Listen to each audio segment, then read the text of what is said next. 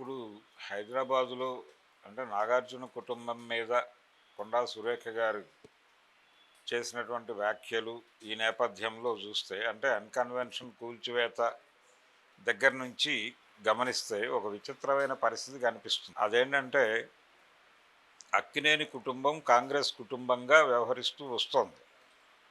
రెండోది, హైదరాబాద్కి సినిమా పరిశ్రమ తరలింపు అనే కార్యక్రమంలో మొదటి అడుగు వేసిన కుటుంబం కూడా అక్కినేని కుటుంబమే.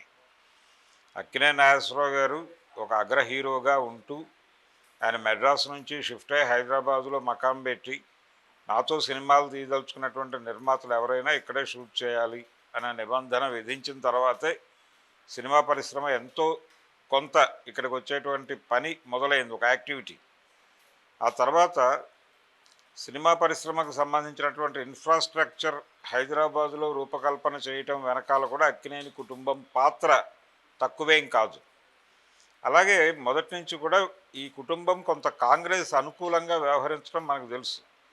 అంటే సంజీవ్ రెడ్డి గారితోనూ, బ్రహ్మానంద రెడ్డి గారితోనూ, అలాగే పివి నరసింహారావు గారితోనూ, జలగం వెంగళరావు గారితోనూ, చెన్నారెడ్డి గారితోనూ, వీళ్ళందరితోనూ సన్నిహిత సంబంధాలు పరిచయాలు ఉండేవి. నాగేశ్వరరావు గారికి సాన్నిహిత్యం ఉండేది.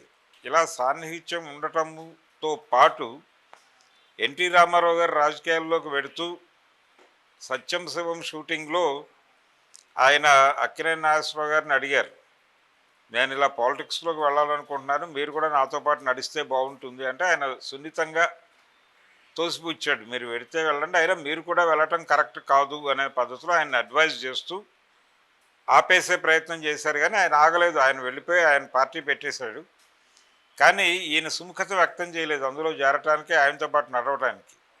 కారణం ఈయన కాంగ్రెస్తో ఉండటమే. నిజానికి ఒక దశలో ఆయన మీద కొన్ని ఆరోపణలు ఉండేవి. అంటే ముఖ్యమంత్రులతో చాలా సన్నిహితంగా తిరుగుతూ నంది పురస్కారాలన్నీ తన సినిమాలకు వచ్చేటట్టు చేసుకుంటున్నాడు నాగేశ్వరరావు హైదరాబాదులో ఉండి అని ఇండస్ట్రీ మెడ్రాస్లో ఉన్న రోజుల్లో కొంతమంది సీనియర్ నటుల్లో అలాంటి అభిప్రాయాలు ఉండేవి. ఒకటి రెండు సార్లు ఒక సందర్భంలో మాత్రం ఎస్వి రంగారావు గారు సీరియస్గా దాన్ని మాట్లాడాడు ఓపెన్గా.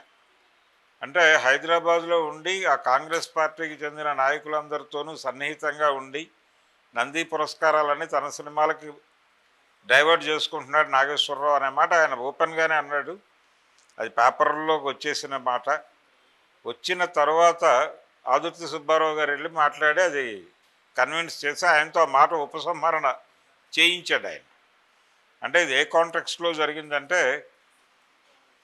సుడిగుండాలు సినిమా, చదరంగం సినిమా రెండు నంది పురస్కారాలకు పోటీ పడ్డాయి. సుడిగుండాలేమో అక్కినేని ఆదుర్తి నిర్మించినటువంటి సినిమా, చదరంగమేమో ఆయన ఎస్వీఆర్ డైరెక్ట్ చేసిన సినిమా. ఆయనే ప్రొడక్షను, ఆయనే డైరెక్టర్ కూడా. అక్కడ ఆ రెండింటి మధ్య జరిగిన పోటీలో సుడిగుండాలకి బంగారు నంది వెళ్ళటం దగ్గర వచ్చినటువంటి చిన్న తేడాతో ఆయన మాట్లాడిన మాటలు, దాన్ని ఆదుర్తి సుబ్బారావు గారు వెళ్ళి సుడిగుండాల సినిమా చూపించి ఆయన కన్విన్స్ చేశాడు. ఆయన కూడా కన్విన్స్ అయ్యాడు. కన్విన్స్ అయ్యి సారీ అన్నాడు. అంతగా కాంగ్రెస్ పార్టీ మనిషి అక్కినేని నాగేశ్వరరావు అనే ప్రచారం ఉండేది బలంగా. ఒకానొక సందర్భంలో ఇంకొక సినిమా నటుడు అనధికార పిసిసి అధ్యక్షుడు అక్కినేని నాగేశ్వరరావు గారు అనే మాట కూడా అనేశాడు.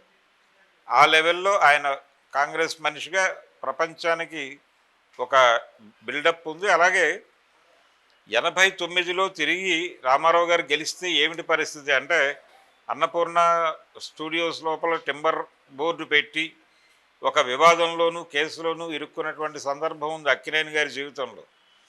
ఆ సందర్భంగా 89లో రామారావు గారు ఓడిపోయారు. ఒకవేళ గెలిచుంటే ఏంటి పరిస్థితి అని అడిగితే ఒక ఇంటర్వ్యూలో నాగేశ్వరరావు గారిని, ఏముంది సుప్రీంకోర్టు దాకా వెళ్ళేది కేసు, నాకు ఢిల్లీ చూపించుండేవాడు ఆయన అన్నాడు ఆయన క్యాజువల్గా. అంత ఇది ఉండేది, అలా ఉండేవాడు ఆయన. అంటే కాంగ్రెస్ మనిషిగా ఆయన ఫోకస్ అయ్యాడు. అలాంటి ఒక ట్రెడిషనల్ కాంగ్రెస్ ఫ్యామిలీ మీద రిపీటెడ్గా దాడులు జరగటం అనేది ఎలా అర్థం చేసుకోవాలి అనేది ఒక యాంగిల్. ఎన్కన్వెన్షన్ వ్యవహారంలో ఆయన ఏమీ పెద్దగా స్పందించలేదు. అంటే వ్యతిరేకంగా ఓపెన్గా స్పందించలేదు. ఆయన ఇంటర్నల్గా ఏమన్నా బాధపడ్డారేమో అది పక్కన పెడితే బహిరంగ వేదికల మీద ఆయన ఎక్కడా కూడా దాన్ని షేర్ చేసుకునే ప్రయత్నం చేయలే. తను పద్ధతిగానే వ్యవహరించాడు. అలాగే అక్కినేని వెంకట్ గారు కూడా చాలా సిస్టమేటిక్గా వ్యవహరించాడు. దాని గురించి మాట్లాడాల్సిన సందర్భాల్లో ఆయన 2-3 ఛానల్స్కి ఇచ్చిన ఇంటర్వ్యూల్లో కూడా అక్కినేని గారి జన్మదినం సందర్భంగా ఆయన కొన్ని ఛానల్స్కి ఇచ్చిన ఇంటర్వ్యూలో కూడా ఈ విషయాన్ని చాలా సిస్టమేటిక్గా మాట్లాడాడు. ఆయన అక్కడ ఎవరిని హర్ట్ చేసే పద్ధతిలో వెళ్ళలేదు. ఆ గౌరవం ఇస్తూనే వచ్చారు. కాబట్టి వాళ్ళకి దక్కింది ఏమిటి అంటే ఇది పరిస్థితి ఇప్పుడు. అంటే ఒక మంత్రి గారు నేరుగా నాగార్జున్ని అంత చౌకబారు మాటతో కామెంట్ చేయటం అనేది డెఫినెట్గా ఇబ్బంది పెట్టేటువంటి అంశమే. అంటే తన పార్టీకి చెందినటువంటి కుటుంబం మీద తన పార్టీకి అనుకూలంగా ఉన్నటువంటి కుటుంబం, నిజానికి తెలుగుదేశం పార్టీ అధికారంలోకి రావటము, రామారావు గారి వ్యవహార శైలి ఎలా ఉంటుంది, ఆయన ఆలోచన శైలి ఎలా ఉంటుంది, ఆయన ఏ విషయానికి ఎలా రియాక్ట్ అవుతారు, ఎలా యాక్ట్ చేస్తారు, దీనికి సంబంధించినటువంటి సమాచారం తెలుసుకోవటానికి అప్పటికి కాంగ్రెస్ పార్టీకి ఉన్న సోర్స్ అక్కినేని నాగేశ్వరరావు గారే అనే విషయం చాలామందికి తెలుసు, కొత్తగా చెప్పాల్సిన అవసరం లేదు.